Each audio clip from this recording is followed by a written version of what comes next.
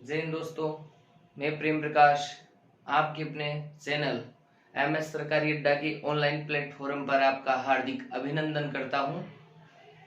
जैसा कि दोस्तों अपन एक सीरीज लेकर के चल रहे हैं, महत्वपूर्ण प्रश्नों की एक श्रृंखला लेकर के चल रहे हैं जो आगामी राजस्थान सरकार में प्रतियोगी परीक्षाएं हैं उनमें आने वाले जो महत्वपूर्ण प्रश्न हैं कौन कौन से हो सकते हैं, वो किसी भी प्रकार की चाहे प्रतियोगी परीक्षा क्यों ना हो, उनमें सभी में ये महत्वपूर्ण प्रश्न है और ये अपने सभी के लिए लाभदायक रहने वाले हैं। देखते हैं अपन इस श्रृंखला में जो आज का जो भाग है उसमें कैसे कैसे प्रश्न रहने वाले हैं जो अपने लिए महत्वपूर्ण हो सकते हैं दोस्तों।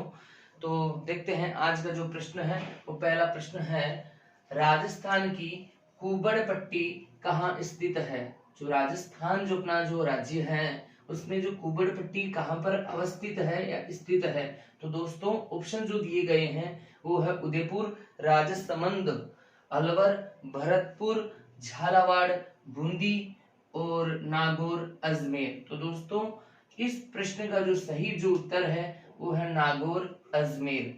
नागौर से अजमेर के मध्य जो कुबड़ पट्टी अवस्थित है जहां पर पानी में जो फ्लोराइड की मात्रा अत्यधिक होने के कारण वहां के लोगों के जो पीठ है उस पर कुबड़ की आकृति बन जाती है, कुबड़ बाहर निकल आता है। इस कारण से इस जो पट्टी को अपन कुबड़ पट्टी, बाका पट्टी या हॉर्न्स बेल्ट के नाम से भी जानते हैं। दोस्तों ये जो कुबड़ पट्टी है वो नागौर से अजमेर के मध्य अवस्थित है। इस प्रश्न का जो सही उत्तर है वो डी ऑप्शन है, नागौर, अजमेर। दोस्तों आगे का जो प्रश्न है वो है, निम्न में से किस लोक देवी को थार की वैष्णव देवी कहा जाता है। मतलब कि लोग जो देवी देवता है उनमें से जो प्रश्न आया है लोक देवी, ऐसी कौन सी लोक देवी है जिसको थार की वैष्णो देवी भी कहा जाता है। दोस्तों ऑप्शन जो है वो है जीर्ण माता, चामुंडा माता, ज्वाला माता, तनोट माता। जीर्ण माता, चामुंडा माता, ज्वाला माता, तनोट माता।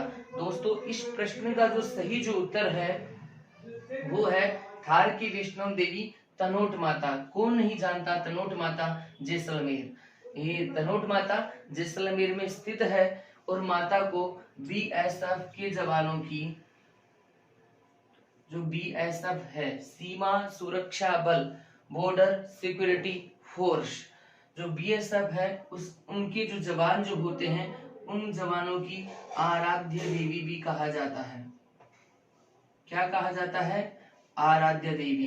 तनोट माता जैसलमेर है उनको BSF के जवानों की आराध्य देवी कहा जाता है और तनोट माता की जो पूजा पाठ का जो काम करते हैं वो BSF के जवान ही करते हैं और BSF के जवानों की आराध्य देवी है। कहा जाता है जब भारत पाकिस्तान का युद्ध हो रहा था तो वहां पर जो बम फेंके गए वो बम फटे नहीं, आज भी जिंदा बम वहां पर रखे गए हैं। जो बम के गोले हैं वो आज भी है वहां पर स्थित है, तनोट माता मंदिर में रखे गए हैं वो बम।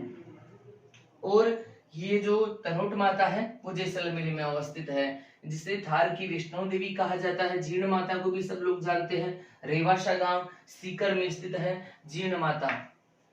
तो दोस्तों इस प्रश्न का जो सही उत्तर है वो है तनोट माता जैसलमेर, थार की वैष्णव देवी।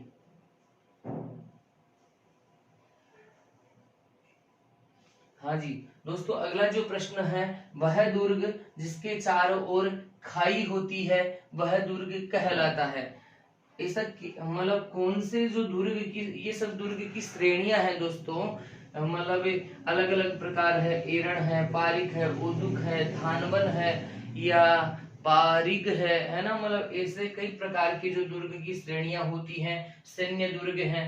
तो उसी प्रकार ये एक दुर्ग की श्रेणी पूछा गया है कि ऐसा कौन सा मतलब जिसके चारों ओर, वह दुर्ग जिसके चारों ओर खाई होती है, ठीक है ना, वह दुर्ग कौन सी श्रेणी का दुर्ग कहलाता है। तो दोस्तों जो ऑप्शन दिए गए हैं वो है एरण, पारिख, ओदुक, धानवन या धनवन भी कई जगह लिखा हुआ होता है या धानवन। तो दोस्तों इस प्रश्न का जो सही जो उत्तर है कि खाई जिन दुर्ग के चारों ओर होगी वह दुर्ग है ना वो पारीख पारीख पारीख दुर्ग की श्रेणी में आएगा दोस्तों। एक होता है पारीख, पारीख, एक होता है पारीघ, पारीघ।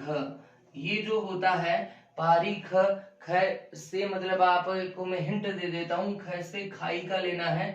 ऐसा दुर्ग जिसके चारों ओर यदि खाई होगी, जैसे कि जो भरतपुर का जो लोहागढ़ जो दुर्ग है उसकी चारों ओर खाई है दोस्तों, है ना, तो वह पारीख दुर्ग की श्रेणी में आता है दोस्तों। एक होता है पारीघ, जिस दुर्ग की चारों ओर मजबूत जो दीवार होगी, है ना, ऊंची ऊंची जो दीवार होगी उसको पारीघ पारीघ श्रेणी में अपन रखेंगे। और जो एरण जो दुर्ग होता है, ऐसा दुर्ग जो कटीली झाड़ियों से ऐसे ढका हुआ हो, है ना, कटीली जो झाड़ियां जो होती है, पेड़ पौधे जो होते हैं उनसे ढका हुआ दुर्ग है वो एरण दुर्ग में आएगा, मतलब जो जंगल कह सकते हैं जंगल के बीच में हो। और पारीख, इस प्रश्न का जो सही उत्तर है वो है पारीख, बी ऑप्शन। और जो ओदुक जो दुर्ग होता है जिसे अपन जल दुर्ग की श्रेणी भी कह सकते हैं, दुर्ग के जो चारों ओर यदि जल होगा तो वह ओदुक दुर्ग कहलाएगा। जिसे गागरोन जो झालावाड़ जो दुर्ग है ना, गागरोन का जो दुर्ग है वो ओदुक दुर्ग की श्रेणी में आता है दोस्तों। जो धानवन जो दुर्ग है, ऐसा दुर्ग जो रेगिस्तान के बीच में बना हो, रेत का अपन कहते हैं ना, जो जैसलमेर जो दुर्ग है वो मतलब रेगिस्तान के बीच में बना हुआ है, तो अपन वो जो है धानवन दुर्ग की श्रेणी में जाएगा। और जैसलमेर के दुर्ग के बारे में कहा जाता है कि यह है ना, मतलब यहाँ तक पहुंचने के लिए लोहे की टांगे चाहिए, है ना। और ऐसा दुर्ग जो है जैसलमेर का जो दुर्ग है वो पीले पत्थरों से भी निर्मित है और रेगिस्तान के बीच में बना होने के कारण वह धानवन दुर्ग की श्रेणी में दोस्तों आता है। इसलिए जो यह जो प्रश्न है जिसके चारों ओर खाई होती है ना, वह पारीख, बी ऑप्शन यहाँ पर सही होगा।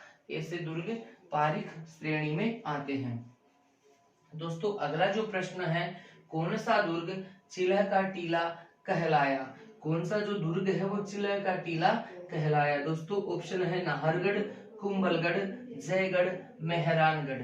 दोस्तों इनकी मैं अवस्थिति आपको बता देता हूँ, ये कौन कौन से जिले में स्थित है। नाहरगढ़ जयपुर में है, कुंभलगढ़ राजसमंद में है, जयगढ़ जयपुर में है, मेहरानगढ़ जोधपुर में है। दोस्तों इस प्रश्न का जो सही उत्तर है चिल्ह का टीला जयगढ़ को कहा है।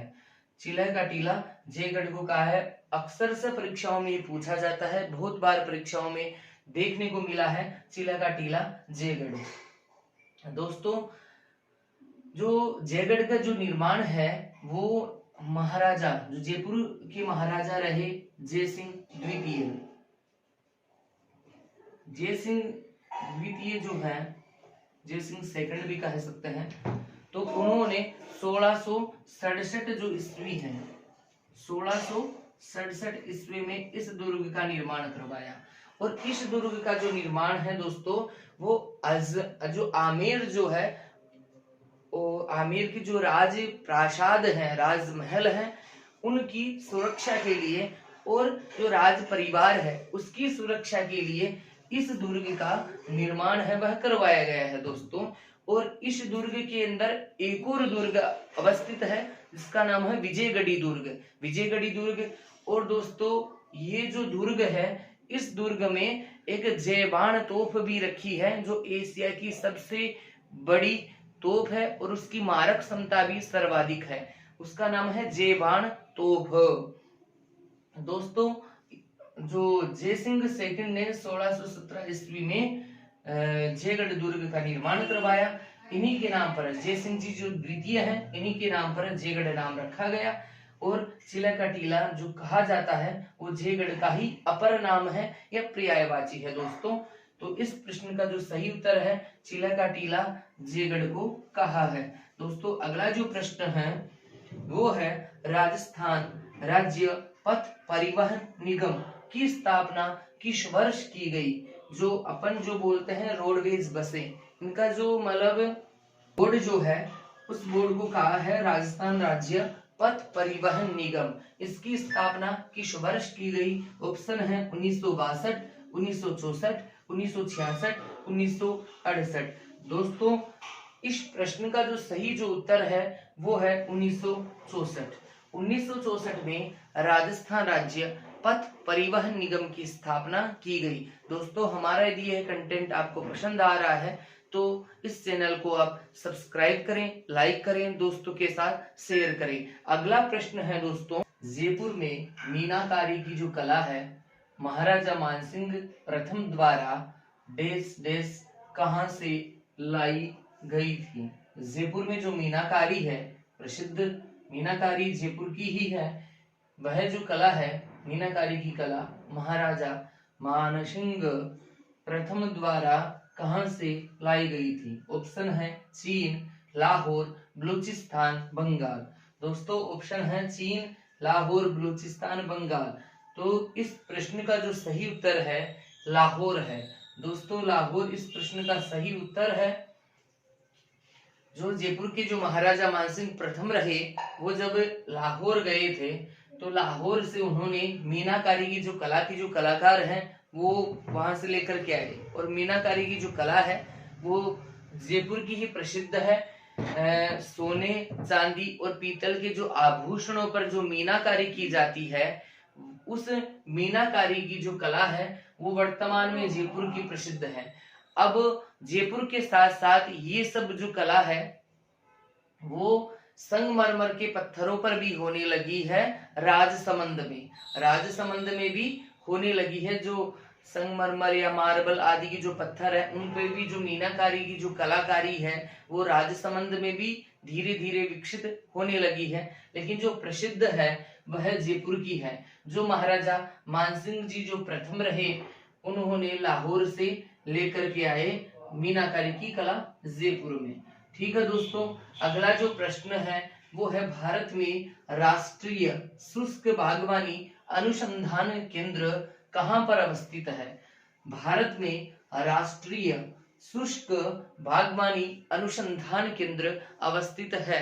दोस्तों ऑप्शन जो दिए गए हैं वो है जोधपुर, बीकानेर, जैसलमेर, बाड़मेर। दोस्तों ऑप्शन है जोधपुर, बीकानेर, जैसलमेर, बाड़मेर। इस प्रश्न का जो सही उत्तर है कि राष्ट्रीय शुष्क बागवानी अनुसंधान बीकानेर में स्थित है। दोस्तों बी ऑप्शन जो है अपना सही है, बीकानेर।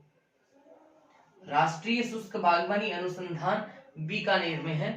दोस्तों इसी के आगे जो अपन प्रश्न देखें वो प्रश्न कहता है कि राजस्थान में जो पवाड़ा जो शब्द है उसका क्या मतलब है? पवाड़ा जो शब्द है, ये पवाड़ा जो शब्द है इसका मतलब क्या है? ऑप्शन जो दिए गए हैं वो लोक कथा, लोक गाथा, लोक गीत, लोक साहित्य। ये जो प्रश्न है पवाड़ा, इसका जो ऑप्शन दे रखे हैं लोक कथा, लोक गाथा, लोक गीत, लोक साहित्य। तो इस प्रश्न का सही जो उत्तर है वो लोक गाथा।